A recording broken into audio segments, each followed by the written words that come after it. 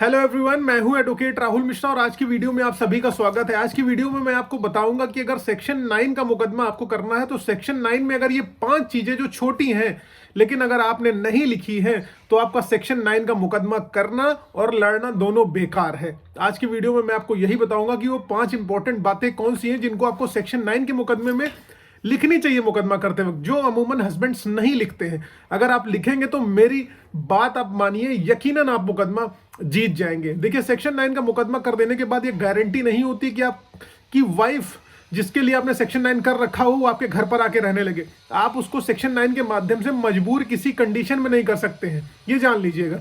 अब वीडियो में स्टार्ट करूं उससे पहले हर बार की तरह मेरी रिक्वेस्ट है आप लोगों से कि अगर आप लोग चैनल पर नए हैं या पहली बार आ रहे हैं या अभी तक आप लोगों ने इसे सब्सक्राइब नहीं किया है तो प्लीज सब्सक्राइब करिएगा। साथ ही साथ हम्बल रिक्वेस्ट एक और है कि अगर आप मुझसे पर्सनली बात करना चाहते हैं तो डायरेक्ट फोन मत किया करिए, पहले अपनी अपॉइंटमेंट शेड्यूल कराइए। अपॉइंटमेंट के लिए नंबर आपको डिस्क्रिप्शन में मिल जाएगा।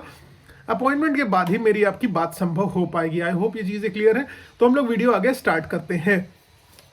देखिए दोस्तों, जब भी आप सेक्शन 9 का मुकदमा करने जा रहे हैं तो उसमें एक अप्रोप्रिएट डेट फिक्स कराइए कि आपकी वाइफ एक्चुअल में आपके साथ कब से नहीं रह रही, ठीक है।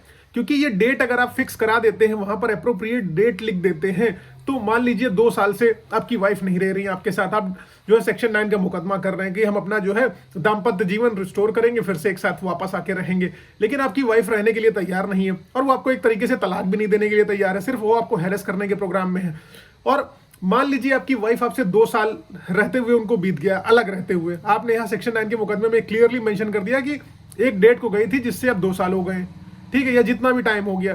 तो जब आपको आगे डाइवोर्स की पिटीशन फाइल करनी होगी तो आप बताओगे उसमें कि हमने सेक्शन 9 किया था और 2 साल से अधिक हो गए इनको हमसे दूर रहते हुए, इस बेसिस पर मुझे तलाक दे दिया जाए। तो तलाक लेने में आपको इजी होगी। दूसरा एक कंडीशन और है जिसमें आपको मदद मिलेगी, जब आप डेट फिक्स करा के रखेंगे उससे लाभ आपको, दूसरा लाभ ये मिलेगा कि अगर मान लीजिए आपका जो है सिस्टम बनता है कि आपकी वाइफ को जो है कुछ हो जाता है, कोई कैजुअलिटी हो जाती है, कोई मिसहैपनिंग हो जाती है, जब आपके साथ वो रह ही नहीं रही है तो मान के चलिए आप इससे बच जाएंगे। क्योंकि 304B का मुकदमा अमूमन घर वाले उनके लिखा देंगे अगर वो सुसाइड कर ले या डेथ कर ले, डाउरी डेथ का मुकदमा आपके ऊपर लिखा देंगे। लेकिन जब वो आपसे अलग रह रही है, आपके घर पे मौत नहीं हुई, तो 304B बनता नहीं है।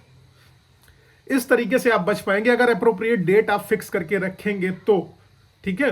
और उसके बाद अगली कंडीशन, अगली चीज आपको इंपॉर्टेंटली क्या लिखनी है, इसमें लिखना है कि अपनी वाइफ के अगेंस्ट साधारण आरोप लगाते हैं। जनरली कुछ हस्बैंड बहुत पत्नी प्रेमी होते हैं, आरोप नहीं लगाना चाहते हैं, लेकिन इसमें कुछ आपको आरोप लगाने हैं, जैसे क्रूएलिटी के, अडल्ट्री के, अगर आप पा रहे हैं तो, ठीक है, या फोन पर दिन भर लगी रहती हैं, ये सारे आरोप लगाने हैं। इस आधार पर आपको डाइवोर्स लेना इजी हो जाएगा आगे चल के, अगर वो नहीं आती है डिग्री आपके फेवर में होने के बाद भी। क्योंकि अगर मान लीजिए बाद में अब जब डाइवोर्स केस फाइल करते हो और उसमें ये लिखते हो कि दैट ये क्रूएलिटी कर रही है हमारे साथ, अडल्ट्री में रह रही है और जो है किसी से फोन पर लगी रहती है, तो वाइफ आपकी क्या बेस लेंगे कि इन्होंने सेक्शन 9 का जब मुकदमा किया था तो उसमें कोई आरोप नहीं लगाए थे, अब ये जो है डाइवोर्स पिटीशन फाइल कर रहे हैं तो डाइवोर्स में सारे के सारे आरोप ये लगाते हुए चले जा रहे हैं। इसलिए ये सारे के सारे एलिगेशंस जो भी हैं आपको लगाने होंगे, अदरवाइज आप मान लो आपकी डगर कठिन होने वाली है आगे चल के हर चीज में।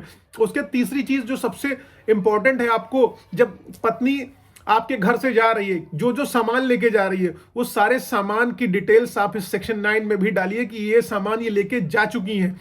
क्योंकि आगे चल के जब वाइफ आपकी 406 का मुकदमा करेंगी, यानी कि स्त्री धन की रिकवरी के लिए, क्रिमिनल ब्रीच ऑफ ट्रस्ट के लिए, स्त्री धन की रिकवरी के लिए कहेंगे मेरी ज्वेलरी सारी की सारी इन्होंने रख रखी हुई है, वापस नहीं करी हुई है, तो वहां पर आपको बचाव मिल जाएगा कि हम सेक्शन 9 के मुकदमे में पहले ही बता चुके हैं कि सारा का सारा सामान अपना ले जा चुकी हैं। वहां पर आपको बेस मिल जाएगा। इससे फिर आपकी वाइफ को साबित करना होगा कि आपके पास सारा सामान रखा हुआ है, और साबित करना इतना ज्यादा इजी नहीं होता है, आप सब जानते हो। जिसके पास जो गया वो गया। उसके बाद अगली कंडीशन आप क्या लिखाइए, 5वीं चीज, जो चौथी चीज है सबसे इंपॉर्टेंट, वो लिखाइए कि अगर आपकी पत्नी किसी रोजगार में थी या रोजगार में है, यानी कि वो डिटेल पूरी लिखिए कि वो काम कर रही है या नहीं कर रही। मान लीजिए आपकी वाइफ ने 125 सीआरपीसी का मुकदमा कर दिया, तो आप बता दोगे हमने सेक्शन 9 में बताया हुआ है कि ऑलरेडी वर्किंग है, वर्क कर रही थी, इनके पास प्रायर एक्सपीरियंस है, प्रायर क्वालिफिकेशन, अच्छी डिग्री है इनके पास, या वो सेक्शन 24 HMA में, हिंदू मैरिज एक्ट में आपसे मेंटेनेंस मांगती है, तब भी आप इस चीज को ग्राउंड बना सकते हो कि देखिए हमने तो ऑलरेडी सेक्शन 9 में इन्फॉर्म कर रखा है कि नौकरी कर रही है, ये काम कर रही है, तो आखिरकार हम क्यों इनको मेंटेनेंस दें। फिर उसके बाद 125(4) में जब वाइफ जो है अडल्ट्री वगैरह में रह रही हो, तब आप मेंटेनेंस को देने के लिए लाइबल नहीं है, ये कंडीशन भी आपकी प्रूफ हो जाएगी।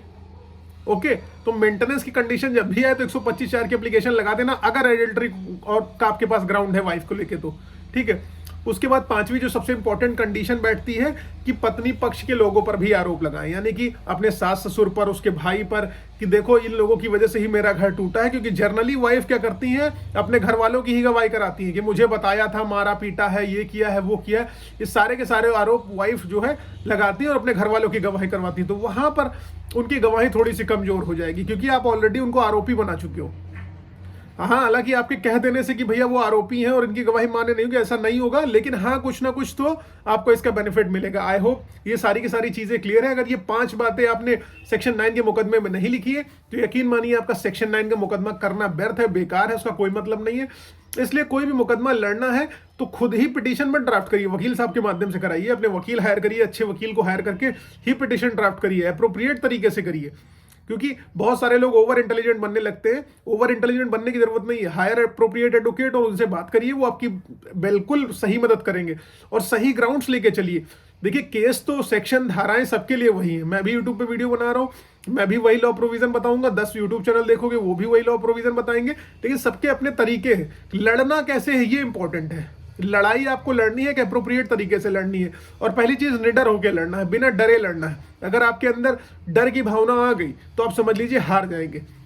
इसलिए केस को अपने एंजॉय करो। हालांकि स्ट्रेस तो होती ही होती है कि जिसके साथ आप एक लंबे समय से रह रहे हो और वही आपको चीट करके चला जाए तो आपको स्ट्रेस होगी, नो डाउट, मैं मानता हूं इस चीज को। लेकिन स्ट्रेस किसी चीज का सोल्यूशन नहीं है। उस चीज से लड़िए, उस प्रॉब्लम का सोल्यूशन निकालिए, और प्रॉब्लम का सोल्यूशन आप मुझसे मिलिए, मैं बताऊंगा आपको कैसे निकालना है। आई होप आप लोगों को वीडियो पसंद आया है, तो प्लीज शेयर, सब्सक्राइब और लाइक जरूर करना। आपके मोटिवेशन की वजह से, आपके सपोर्ट की वजह से आज ये चैनल इतना बड़ा हो गया है और आगे इसको बढ़ाने की जरूरत है। बिना आपकी कृपा के नहीं हो सकता, तो इसलिए हाथ जोड़ के विनम्र निवेदन है कि अपनी कृपा बनाए रखें। साथ ही साथ अगर फेसबुक, इंस्टाग्राम, ट्विटर पर आप लोगों ने मुझे फॉलो नहीं किया तो वहां फॉलो करिएगा, लिंक आपको डिस्क्रिप्शन में मिल जाएगा। थैंक यू सो मच, जय हिंद।